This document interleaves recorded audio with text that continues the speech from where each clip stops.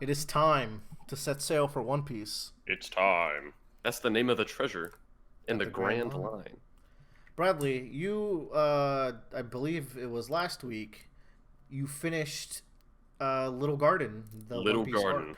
arc. Jumping into this, I have to say, one of my new favorite things that I'm looking forward to as I go forward in One Piece is just seeing all the different islands and settings we're gonna get jump into. Oh, yeah. Because so far Whiskey Peak and Little Garden were just like really cool ideas for settings. Um, and like just as playing like a little name game, trying to guess what the hell was going on with Little Garden going in. Because I think the way the reveal of Little Garden, I think the way it was revealed, why it's called that, was done really well. It's pretty much perfect. Yeah. I was trying to guess why they would call it that as we went in. Like everything there was like giant for a moment, and I was like, oh, I wonder if like they like shrunk down and didn't notice it when they entered the island. But I actually kind of like what actually happened better, where I think Nami's book said that to the inhabitants of this island, it's true that this is a little garden. Yeah, I really like that line introducing it. Because you have all these giant dinosaurs and the two giants who are Hell awesome. yeah. Very good Ori characters. and Brogy. Very good characters for how short they are in here. I guess they're in there for like the whole arc, but I guess we can jump into it. Let's. So we get to Little Garden, and I really like that. I've talked about this, I think, in a few arcs before, where Oda will have certain things he wants to do with his characters. And he needs to set up these situations where they need to be away from the rest of the crew. Like, if he wants these two characters to interact alone, or he wants these two characters to have a fight, he needs good, believable ways to separate them from the rest of the crew. It would be very easy for Oda to just do like Scooby Doo, like, okay, you guys go this way and we'll go this way. Um, he he does it really well, where he always has in character reasons for them to split ways. Um, like for example, they get to this island, and they have to calibrate the log pose. So Sanji and Zoro are like, well, we're not just going to sit around. We need food. Let's go have a competition on who can kill the biggest creature, because they would do that. They Um, totally they got big rivalry. Luffy and Vivi, which I think we're calling this Wednesday now, right? Yes, her name is Yeah, Vivi. Luffy is obviously not just gonna sit around on the boat. He wants to explore, so he leaves, and she wants to go with him, because she also kind of has some of that spirit in her. And then Nami and Usopp stay behind on the boat because they admit to themselves they probably wouldn't be able to kill these giant T-Rexes and shit. So I just really love how Oda sets up our character combos going into arcs. It's really good, and he gets more and more creative with it along the line. And just the way that he will dick Luffy out of the fight for like the entire arc, it's more and more elaborate. Yeah. Like it gets crazy. And then one or two chapters into this arc, we meet Dory and Broggy, our two giants, and they. I think I really like both of them, and I love how at the beginning, it's it's left a little unclear whether they're going to be, um, you know, like antagonists or protagonists. That's resolved fairly quickly. I just like how Oda accomplishes this, because their appearance isn't immediately threatening, but because of their size, you can't help but feel a little threatened. And then even in talking to them, they're friendly but still brash. And then the characters get to where they live, and it's like, oh, well, they're offering us food, but also there's human skeletons here.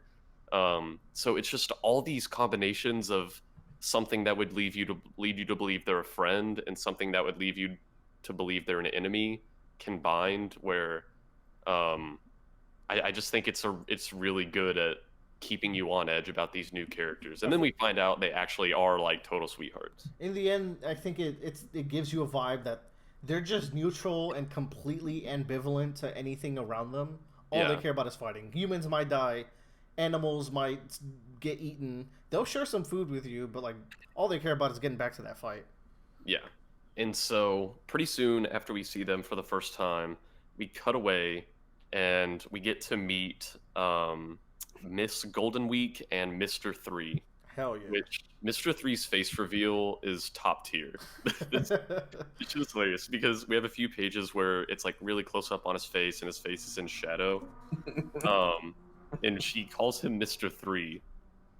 And then we turn the page. It is an amazing. Oda is the master of the page turn. Of course. He's like, don't call me by my real name. And you turn the page and you see his big stupid three on top of his head. He's like, you'll give away my secret identity.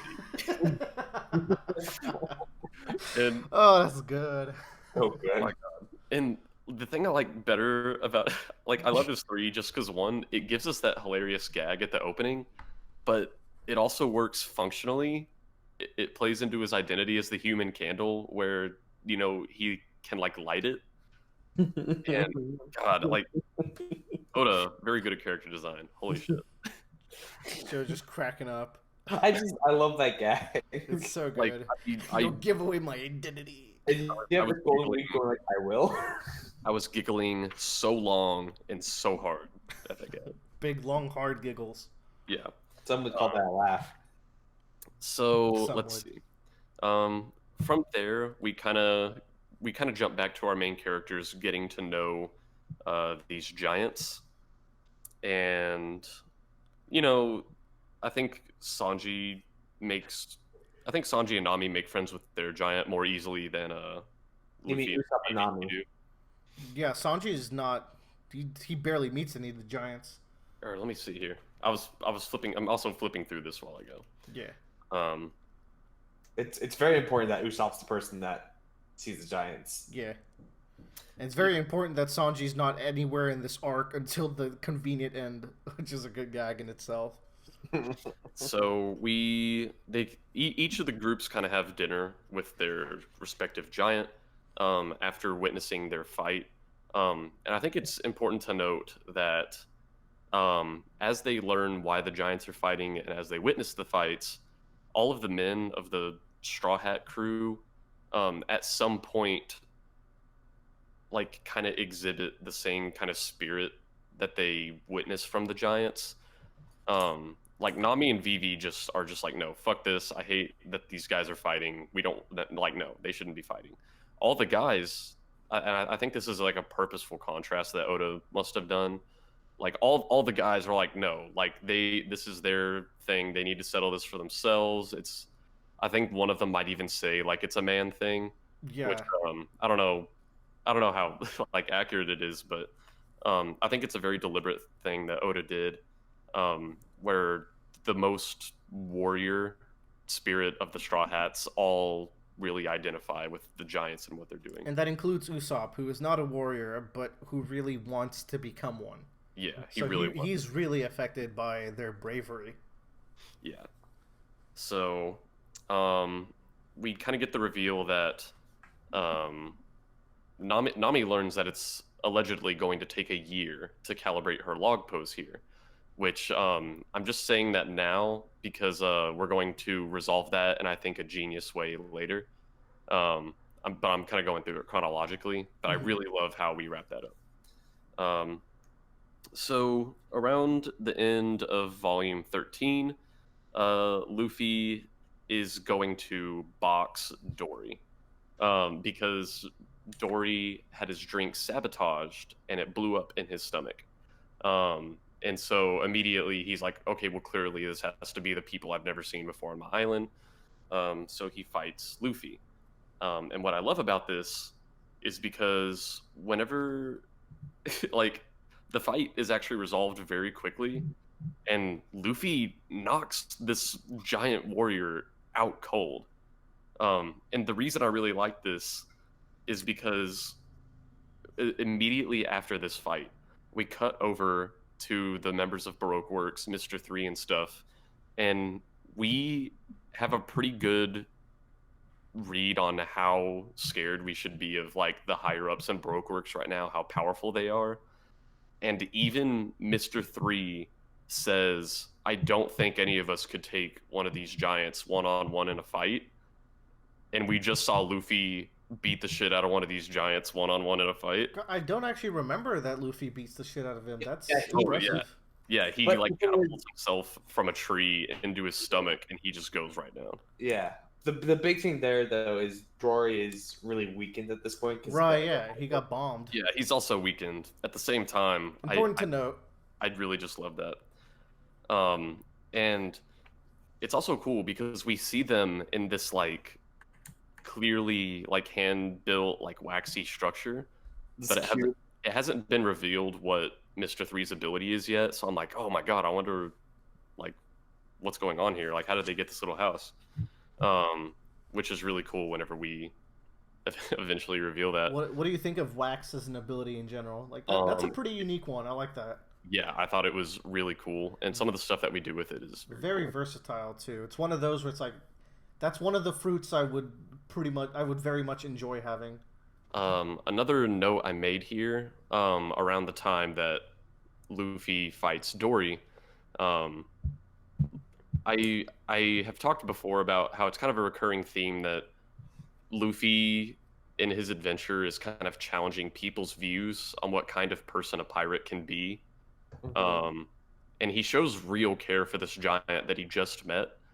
And Vivi is like really genuinely surprised that any pirate with a bounty Luffy's size can show such compassion. And I just really like this because I think before I've said that I think a big part of One Piece is going to be Luffy challenging people's views on what a pirate is. I think this initially came up back when like some pirates did something horrible and Luffy's like, how can they do that? And Nami's like, Luffy, they're pirates. I think this came up in like our first or second talk. Yeah, and it's just like Luffy himself has a different view on what a pirate can be because he grew up around these very honorable ones. And I like to see that Luffy is doing that for other people. He's kind of doing what Shanks did to him. He's being that honorable pirate that in his mind the perfect pirate is. So man, you know what, Luffy, you're pretty cool. Luffy is very cool. There is no part of One Piece that Oda understands more than Luffy. Like, you can debate whether or not his foreshadowing is intentional or if he's just really good at setting up threads, but like, this man really understands what he wants Luffy to be. Yeah, and like people can debate like whether Oda had all this stuff set up ahead of time or if he's just really good at playing off stuff he established in the past, and both options are equally impressive to me. Mm-hmm. So like Oda is the Goda. He's saying it. He's I one of said us. it's official. Oh shit. So let's see. We from this moment on, there's not any huge fights until the like big climactic fight of the arc. A lot of it is just kind of us setting up our characters where they need to be to get this conclusion fight, with Mr. 3 and Miss Golden Week making their moves to ambush the giants and the Straw Hats. And then we get to finally start seeing Mr. 3's abilities. And holy shit, like this guy is extremely powerful. And like I like his ability so much more than Mr. 5's. And like Mr. 5 is already really cool. But God, like all this wax stuff where he makes like this big like cake looking thing out of wax and it's like spraying wax everywhere that's going to turn them into statues. That's a really cool one. He God. has just a lot of fun techniques, which is the most fun part of One Piece combat is the goofy over the top techniques that people do with their fruits, you know. Yeah, it is very cool, and I think in this fight, I won't necessarily go beat by beat in the fight because people just need to see it for themselves. But there are certain moments in the fight that I think work really well for everybody. Number one, I love how different every fight in One Piece feels, because on the surface, before I started One Piece, I expected combat to be pretty basic, like just go fast, hit hard. But like, man, like every fight, there's different tactics. Like one, I feel like Luffy introduces like a new technique in every fight, Oh and yeah. none of them seem like. Whenever he does these techniques, it's like, oh, well, of course he can do that, and he uses his brain too, because Mr. Three like encases Luffy's legs in wax, and Luffy uses it as a hammer. And then after this, Luffy deliberately gets hit by the attack again after he realizes he can basically get a free weapon by being hit by Mr. Three's attacks.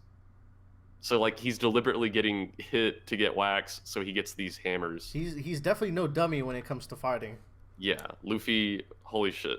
It was so good. That was like seeing Luffy do these things was one of my favorite parts of the fight. And one of my other favorite parts of the fight, even though it wasn't like a fight itself, is when Zoro's talking to the giant and they kind of resolve that, you know, a fighter who has had a limb amputated is still stronger than a fighter who's dead. He's So still a fighter. they have after to all. work up to it, but they resolve that they are going to cut off the like trapped or wounded parts of their body and continue the fight. And so they begin the amputation, and clearly the amputation's interrupted. But that's not a bad thing. It like the fact that the amputation was stopped doesn't make it less meaningful because they really were going to do it. One Piece is the kind of story where if someone says that they're going to do something, you can usually take it at face value and know that they mean it. Like Zoro and Broggy are that kind of crazy. They're that kind of fighter, like there's no doubt. Yeah, and it kind of plays into more of what I was talking about, where the warriors of the Straw Hat crew, like Zoro, I think he even kind of says it while he's convincing the giant. He's like, we have the same kind of fighting spirit.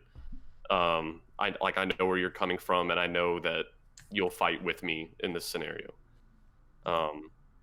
So, God, like that was just a moment. I think that was like one of my favorite parts of the fight for me. For sure. I really like that one. They're just hyping each other up. We're like, we're going to do it. We're going to amputate ourselves. Yeah, and And it makes you like squeal. It's like, oh, I don't want a legless Zoro for the rest of the series. yeah, and man, I always appreciate when we get to see Sanji be a hero. Sanji comes in clutch with like he's running around on Vivi's duck, and he's doing this actually for like 1 or 2 chapters. He's like running around, and you're like, oh, that funny Usopp, Yeah, running you said running Sanji around. earlier, so I was kind of confused for a second. Oh yeah, I meant Usopp. I'm sorry. Tell the people, don't kill me. So yeah, I almost said Sanji again.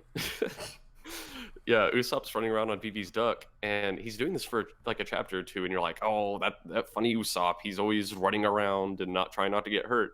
But he was like spreading oil, and because he knows that, wait, if we ignite this oil, wax melts, and he just really comes in clutch. And I really love when Usopp gets to be kind of the hero. Because it shows that everyone on this team has equal value. Everyone's really pulling their weight. On that note, think about this. The hero party of this arc, the primary fighters, are Luffy, Usopp, and Karoo. Yeah.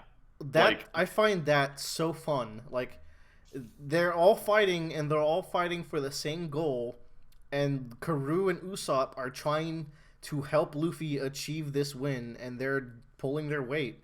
Really cool. Yeah, I just really love that Oda he's able to give all of his characters the spotlight. He's not trapped into always having the strongest characters carry everything. Which I think one of the best moments on that note is like Luffy is crushed by the stone.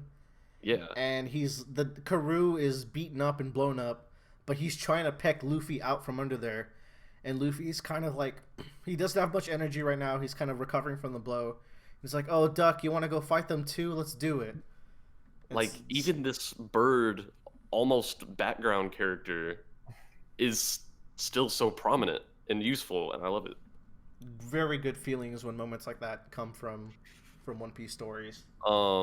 So they ignite the oil, and everyone is freed. Um, Nami's shirt conveniently gets burnt off. Thanks, Oda. Thank you, Oda. I needed that. Thank you, Oda. So, and also, man, like Usopp is being a fighting game character here because Usopp has been spamming what Usopp has done. He's been spamming the same move against Mr. Five, right? And Mr. Five now knows that Usopp's going to keep spamming this move, so he tries to read it, but Usopp knew that Mr. Five was going to read it, so he shot something different at Mr. Five, which ends up defeating him. That was really fun. Very Usopp way to beat your opponent with making them eat pepper. Yeah. Not a weapon, generally speaking, but he used it so well here. Yeah, it's just very. I love the mind games that he had going on here. So there's kind of two last main events that happen in this arc. Sanji has been absent for the fight because he found the wax shelter that Mr. Three made, and he gets a direct phone call via telesnail from Mr. Zero. The man himself. Which, man, I've said it before. One Piece does a good job at like hyping up characters. So even if you've never seen them before, whenever we do see them for the first time, you're like, oh my god, like it's this guy. Like this is the first we've seen or heard from Mr. Zero. And at this point, you've gotten enough info to be like, holy shit, I can't believe we're already like hearing from him. And Sanji's having a conversation with him. Yeah, and God, it is very cool. And Sanji is almost able to totally get Baroque Works off the Straw Hats if Mr. Zero wasn't the most thorough guy ever. Because he's like, let's go ahead and send some people to kill off Mr. Three and the Straw Hats anyway. We got to make sure they're dealt with. Oh man, Mr. Zero is a character. He's one of my favorite characters. And the Unluckies show up, and Sanji is able to dispatch them. And this is where we resolve the, like we talked about the year that it takes for log post to calibrate. And this is where we resolve it in like the most genius way possible. Because, it might be a little tedious if we had to go through like, 20 islands to reach Alabasta. So we're like, okay, well, how can we get us there sooner in a way that's believable? And Sanji gets this eternal log post to Alabasta, and it's believable because, like, of course the people trying to overthrow the kingdom would have an eternal log post that leads to it. Yeah, they need to come in and out of the island without much interruption. Yeah, it makes perfect sense. And I just think the year-long wait was resolved in the perfect way. And it's a real bombshell when it's dropped too, right? Like how are they going to get out of this? It's like when Luffy was going to be a busboy for a year, except there was no Zeph kindness to get him out of it this time. Yeah. So man, that was crazy. Then the last big event of this arc. Well, actually, we actually kind of get a little cutaway for a page or two before the last event, where we go back to Captain's. Is it Smoker or Smokey? Smoker. You always say Smokey for reasons. Smokey from Friday. Yeah, we see Smoker, and they receive a spotty transmission on their snail. And if they were able to hear the entirety of the transmission, they would have heard something along the lines of, oh yeah, the Straw Hats are dealt with, and Mr. Zero, like, your orders were fulfilled. But to them, it sounds like Mr. Zero ordered the Straw Hats to, like, capture Princess Vivi. So we're setting up for, holy shit, the Straw Hats are about to be in a lot more trouble than they already are. We're setting up some hijinks. Yeah. So, man, I just think that's like another really clever way to set this battle up that we know is going to come. Because now Smoker's like, holy shit, the Straw Hats are like public enemy number one, if they weren't already. Real good way to loop in characters that we know from before. It means they're gonna start converging soon. It's gonna be a big deal. Oh yeah, I'm really ready. Like, I'm really getting the feeling that all these threads are going to converge in on the Kingdom of Alabasta, and we're gonna get just this huge explosion that I'm so ready for. Oh, you're so close. I can't wait.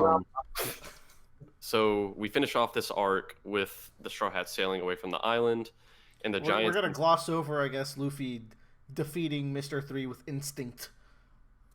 Oh my god, yeah. I flipped right over that page. It's really very good. Quick. Where Mr. 3 sets up all these shadow clone jutsus in the in the forest. And he's like, this is the power of like pure cunning and shit. He's like, let's see what your instincts are gonna do for you now. And Luffy like picks one at random and totally knocks Mr. 3 out. He's like, how did you defeat me? And he's like, it was my instincts. What an innocuous scene, but very funny. It was very entertaining, and it was so Luffy. It's very Luffy. That's so Luffy. Yeah, so they are sailing off the island, and the Giants insist, no matter what, just keep sailing straight forward. You're going to want to turn, just sail straight forward. Such a badass scene. And, you know, as this giant sea monster comes out, you know, Nami's like, Luffy, like, I know they said to sail straight forward, but clearly this isn't supposed to happen. Like, we need to turn. But Luffy, in the most Luffy way, he totally trusts these kindred spirits that he's found in the Giants. And he's like, no, these are my friends. And Luffy trusts them, and he just sails straight forward, and it works out because they knew this. They had to know this was going to happen. So, man, I think this was a really good. I think this is a really good arc, and in the future, like I said, I'm ready to see this building climax at Alabasta, and there's one thing that's been said too many times in this arc for me to think it's not going to happen. Where the Giants are from Elbaf. Elbaf, yes. I think is how you pronounce it. And so many times it's been said how badly Usopp wants to go there, which makes me hope that we really get to go there. And this is One Piece, so I think that's liable to happen, but I can't obviously know that. But I guess I'll find out eventually. So, Joe, what you got? You got something? I was going to say, Bradley, you watched what they did as they're sailing away, correct? You read it. Let's see. They are. I'm flipping through right now. I want to make sure because I don't know if I took notes on what happened right there. We did get to see the Giants, their past, like how they got into this situation. Okay. Yeah, I love that. That was so good. One thing we are setting up too is as they're sailing away and they're approaching her kingdom, Princess Vivi thinks back to when she was told, no matter what, she has to live. She has to save her kingdom. And specifically, he even says, even if you must betray others, you must live no matter what. And that's worrying me if we're going to be setting up for her having to betray these friends she's made. Who said that? Was it Igram? Yeah, it was Ingram. Yeah, so we'll see if that happens. Yeah. And Zoro is also training. He's resolved to not get trapped like he did again. Yeah.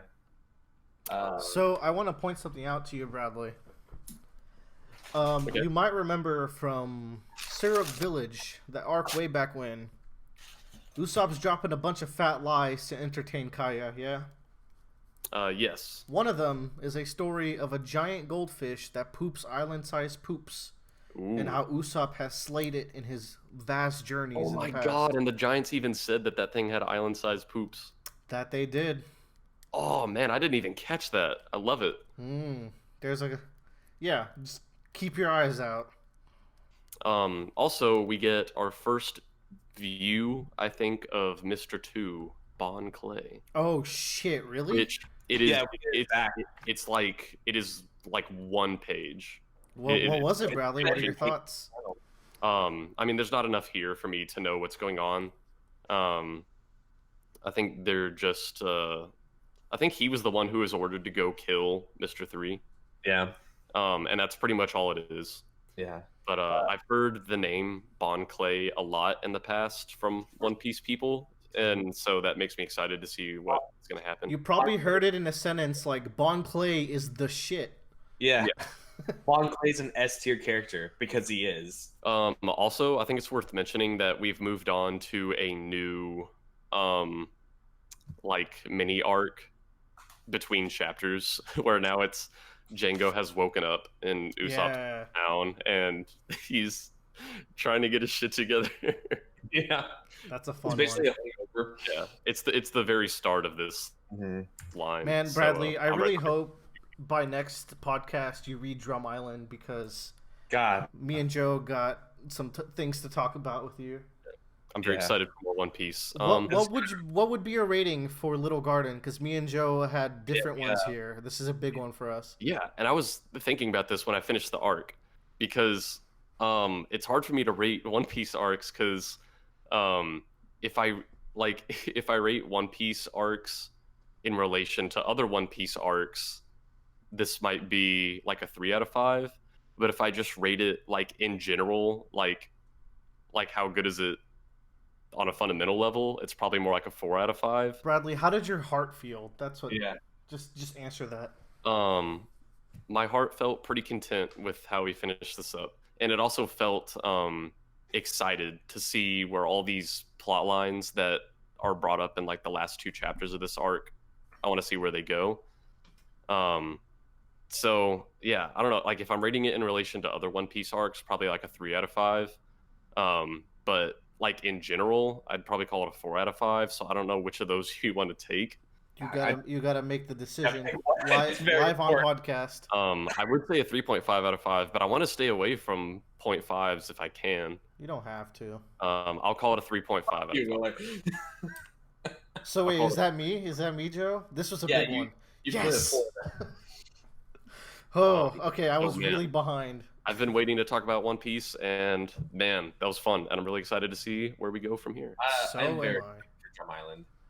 It may put your personal biases to the test with some ethical. We'll see. Oh man! So far, there hasn't been a single arc of One Piece that I didn't like, so I hope the trend will continue. There will be at most one arc you dislike. Okay. Yeah. Well, and it's way down the line. Yeah. I was gonna say, Willard, for you for this arc, during that instinct scene, that's a foreshadowing to something that comes up later. I didn't want to say it, but that's big. It's good to big to mention. Also big to mention the move that the Giants used to slice open the goldfish. Yeah. And also I sent something to you that I think is interesting. Important. It's very interesting. Because it's very specific. Yeah. Man, One Piece is just the greatest. It's what a journey we've been on. What an adventure! I can't wait for Drum Island. This one's a lot longer. Kelly just messaged me. Can we talk about how good